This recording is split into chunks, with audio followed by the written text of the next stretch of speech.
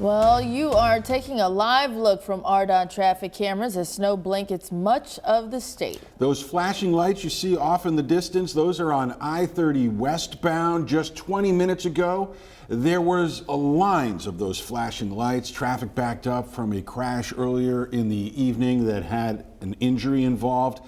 Thankfully, things are clear, but clearly not many out there trying to travel tonight. Thank you for joining us as we head into a busy overnight on our THV 11 Weather Impact Alert. I am Rolly Hoy. And I'm Faith Woodard. Let's quickly get over to Chief Meteorologist Tom Brannan for an explanation of why it will be so busy overnight. Ooh, it sounds like a lot out there, Tom. Yeah, you know, the snow has picked up, and actually a little sleet mixing in as well over the last few minutes or so, just in time for the newscast. Imagine that, so that it will look visually appealing, right?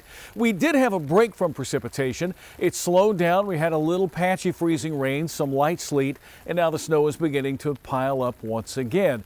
Some places have picked up, say 6 inches over in Mena and Polk County, to around a couple of inches here in central Arkansas. We're not done with it. We still have the brunt of this winter storm to move through, which will happen later tonight and tomorrow. We've got a weather impact alert, which well, it coincides with this winter storm warning.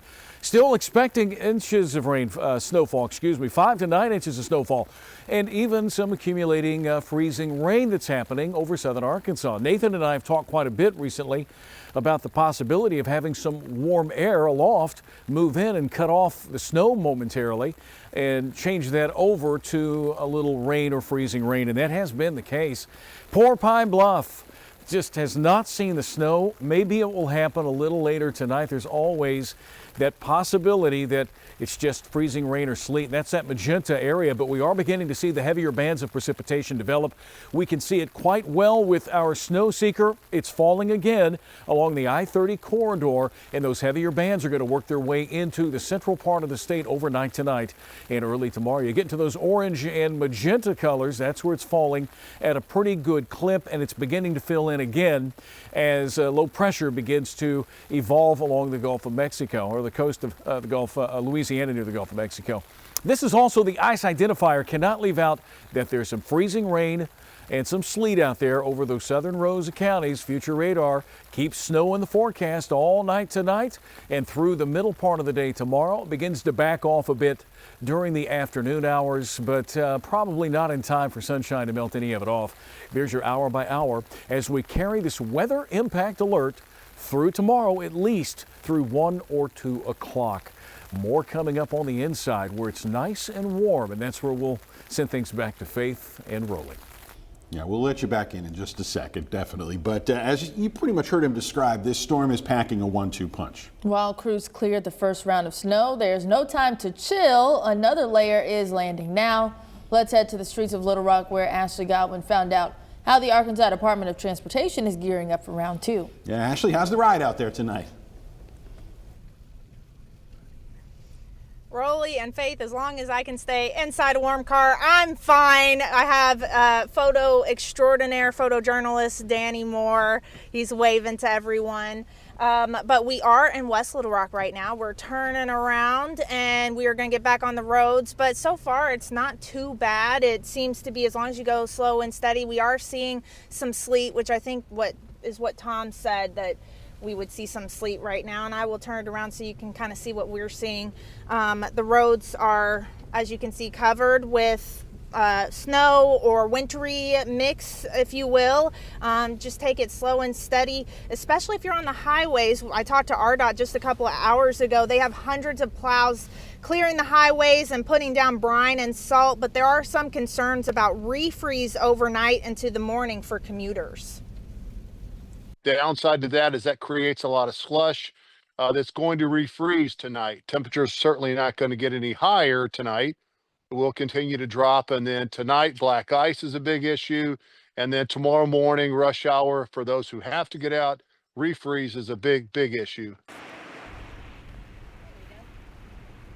Now, don't drive if you don't have to, but if you do, you are asked to give the plows plenty of room because you want to make sure they have enough space to do their thing, and we don't want any injuries. And if you can stay off the roads, just do it. Just enjoy the snow from the comfort of your own homes. I was also told that iDrive, the website that RDOT uses where everyone can see what the roads are on during the winter weather, is going to get more gigabytes, so there's more speed and everything for the amount of people that are going to be on the website.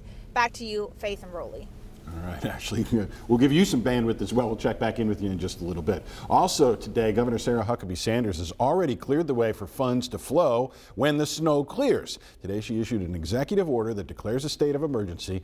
With it, $150,000 will be pulled from the Disaster Response and Recovery Fund. As for who will get that money, well, the director of the Arkansas Division of Emergency Management will come up with a distribution list later. Now, the governor also deploying the National Guard today to help. The Guard was out today and will continue tomorrow, helping get stuck vehicles off the road. In total, there are 28 response teams already mobilized. The team started patrolling roads at noon today. It's worth noting they won't recover privately owned cars. Now, over in Saline County, some schools tried to get some class in today. Bryant, Benton, and Haskell all letting their students out just in time.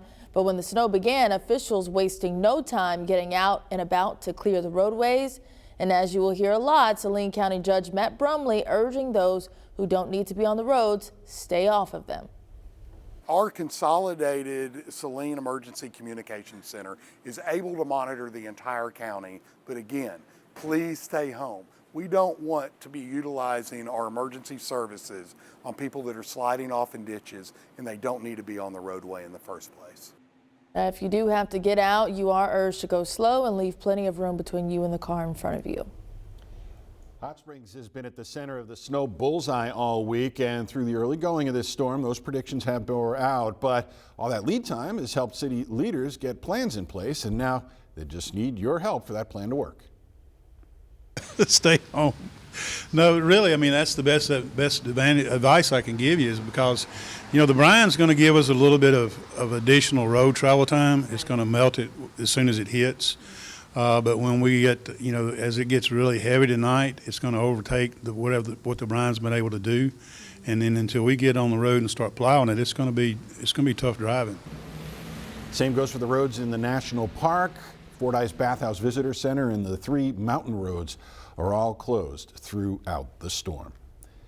And while you're stuck at home, some 55 people are stuck spending the night in the terminal at Clinton National. In the most recent update, a spokesperson says crews have kept the runways clear, but 25 flights have canceled today. And when one flight to Dallas-Fort Worth diverted to Little Rock, well, now they're stuck here. Airport employees gave them blankets, mats, water, and other necessities to help them get through the night.